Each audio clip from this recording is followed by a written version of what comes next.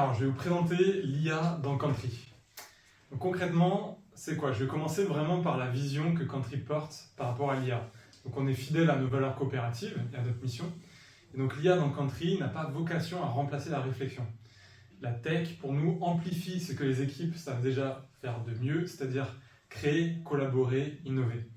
Donc, l'IA dans Country, c'est quoi? C'est une interface naturelle, un peu comme ChatGPT, on va lui parler normalement avec un langage naturel.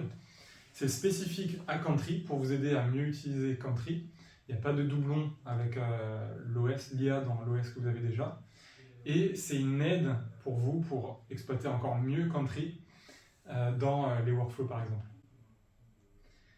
Donc concrètement, c'est quoi? Il y a plusieurs aspects. Un des aspects, c'est l'aide à l'écriture intelligente. Notamment, vous le voyez à l'écran, c'est en langage naturel, on va lui demander de faire des filtres pour nous sur des vues par exemple. À terme, ce qui va être possible de faire, c'est qu'on va pouvoir utiliser l'IA pour éditer des formules et même au niveau d'une recherche globale, c'est-à-dire au niveau de l'organisation. Là, vous voyez, je vous présente le nouveau bloc d'automatisation lié à l'IA. Donc, vous voyez qu'il y a plusieurs actions qui sont nouvelles. On peut citer notamment créer une image à l'aide de l'IA, publier un commentaire à l'aide de l'IA, remplir un champ. Bref, plusieurs possibilités pour exploiter pleinement l'IA dans les automatisations. L'assistant IA, c'est aussi une nouveauté. Je vous ai fait des petites captures écran. Vous pouvez le retrouver vraiment à différents niveaux dans votre workspace, donc au niveau de la top bar, au niveau de la carte, au niveau de la zone de commentaires. C'est de la même façon un langage naturel et c'est vraiment, il faut le voir comme votre compagnon, votre guide personnel qui vous aide dans l'utilisation de Country. Donc les capacités, qu'est-ce qu'il peut faire? Il peut faire des actions vraiment complètes, tout comme si vous utilisez par exemple une automatisation dans Country. On peut le mentionner tel qu'on mentionnerait un collègue, par exemple avec le arrobase. On peut échanger, lui demander des insights directement au sein de votre carte par exemple. Il peut créer des vues, mais ce qui est aussi important à souligner, c'est que c'est quand même sécuritaire dans le sens où il ne va jamais supprimer des choses sans votre demande. C'est vraiment sur demande explicite uniquement. Concernant la facturation et les fournisseurs d'IA. Donc aujourd'hui, c'est quoi ce qu'il y a actuellement dans Country? Il faut renseigner une clé API de votre côté, donc au niveau client, au niveau de l'organisation. Le choix de modèle, il est pour l'instant sur un scope assez limité. Et l'IA qui est possible, c'est tout ce qui est en rapport avec OpenAI et compatible. Ce qu'on peut faire, c'est l'analyse de fichiers et images. Pour l'instant, c'est seulement disponible via OpenAI. Dans le futur, ça va changer. Il y aura un abonnement Country optionnel pour cette option. Et on pourra choisir plus de modèles et plus de fournisseurs aussi en termes d'IA. Là, je vais vous montrer un cas concret d'une veille boostée de l'IA. Donc là, je crée une carte avec un titre, en l'occurrence croissance économique de la France. J'ouvre la carte et on peut simplement activer l'automatisation à travers un bouton. Et ici, je vous montre le résultat qui va apparaître ici. Ici, c'est un contexte qu'on peut lui donner spécifique si on veut, par exemple, lui préciser comme je le fais sur mon cas, je suis un chef d'entreprise d'une PME industrielle, etc. pour vraiment affiner encore plus la réponse qu'il va nous fournir. Pendant ce temps-là, vous voyez que la réponse de l'IA a déjà été ici présentée avec les différentes sources, puisque ce cas utilise en fait SERP API, qui est une possibilité de scraper automatiquement les news de Google. Et donc là, voilà, je lui donne le contexte. Là, c'est ce qu'il a trouvé, donc les 5 derniers articles.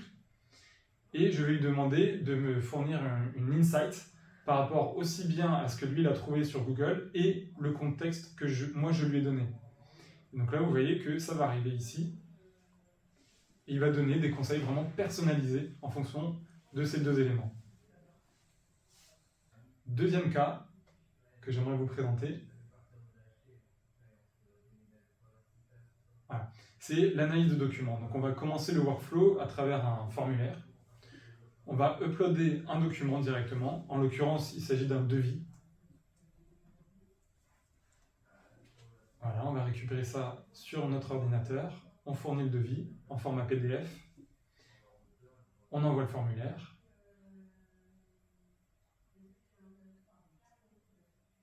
Et donc on retrouve notre demande ici, on ouvre la carte, et là on va lui demander, pareil, par un bouton d'automatisation, d'analyser, d'extraire ces informations et de le ramener dans ce champ-là en question sous format Markdown.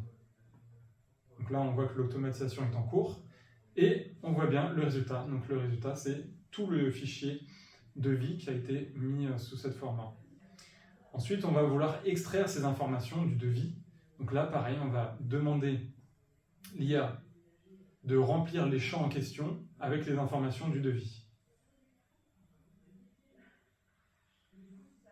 Voilà. Donc là, vous voyez que toutes les informations sont bonnes par rapport au devis qui a été uploadé. Et on peut même y rajouter une formule par la suite. Voilà. Et le dernier cas, c'est la création automatique d'une manière quotidienne de cartes avec une variable ici que je vous montre. On va, pareil, récupérer, on va scraper un site internet. On va demander à l'IA de nettoyer les données. Et par la suite, on va pouvoir converser avec notre agent, lui demander des insights par rapport aux données qui ont été extraites. Donc là, on prend le langage naturel, on lui pose une question sur, en l'occurrence, le prix des carburants dans Paris. On commente et il va nous répondre directement sur ce flux d'activité avec ce qu'il aura analysé de son côté. Voilà la réponse qui est venue à l'instant. Une réponse assez complète.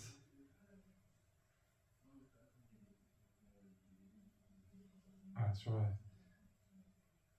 différentes informations. Concrètement, aussi, c'est des exemples. Donc, par rapport à l'assistant IA, comme j'ai mentionné, demande d'aide. Là, en l'occurrence, on lui demande comment créer un workflow dans Country. Il nous répond. Les actions sur le workspace, pareil. On lui demande en langage naturel. Il le fait directement, remplir un champ. Ou encore, générer un élément à partir d'un champ qui existe déjà.